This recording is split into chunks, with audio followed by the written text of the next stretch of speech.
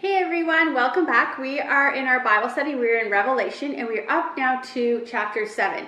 So if you think about Revelation like a play and like different scenes are being presented for John to see, and then chapter 7 would be kind of like an interlude.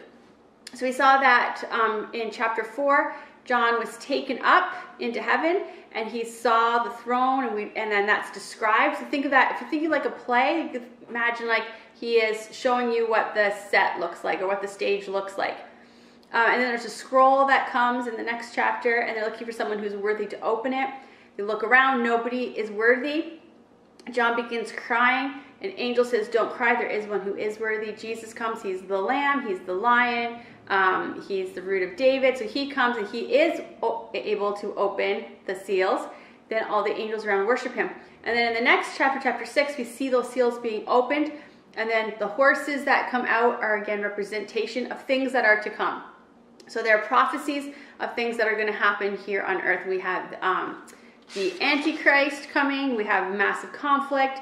We have really bad economy and bad famine. We have death that comes through hunger and through the sword, like through fighting, and also animals. And so 1/4 of the world dies.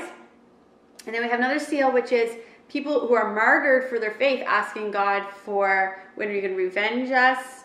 And God says you have to wait because more people are going to be killed for the faith, more martyrs. And then the 6th seal is like all these natural disasters, earthquakes, and the sun goes black, the moon looks like blood, stars are going to fall. Mountains and islands are all moved with earthquakes, and everyone's just hiding because there's so much natural disaster. And then we come to chapter 7. So if you're thinking like a play, chapter 7 is the interlude. So it's like you're just going to stop for a second and we're going to look at something different. So we haven't gotten to the 7th seal yet. So what happens in chapter 7 is, first of all, that there are 4 angels who are holding wind back. So they are a representation of the fact that there is massive destruction that can come on the earth, but God hasn't released all of that.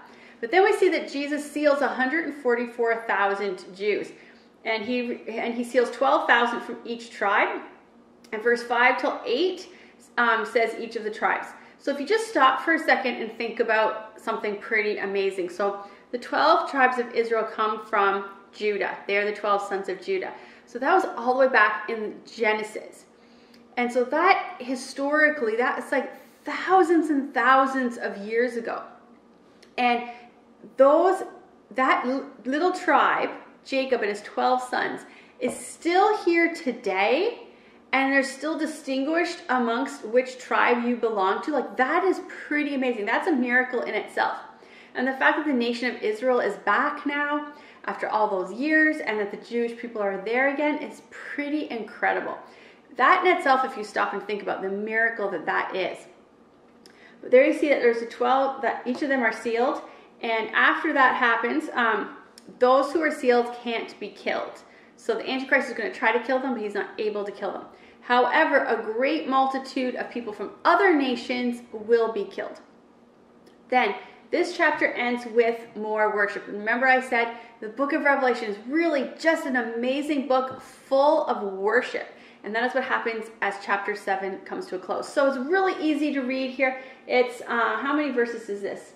17 verses, so it's a really easy read. So go back, go for it now, read it, it's not hard. And that is Revelation chapter 7.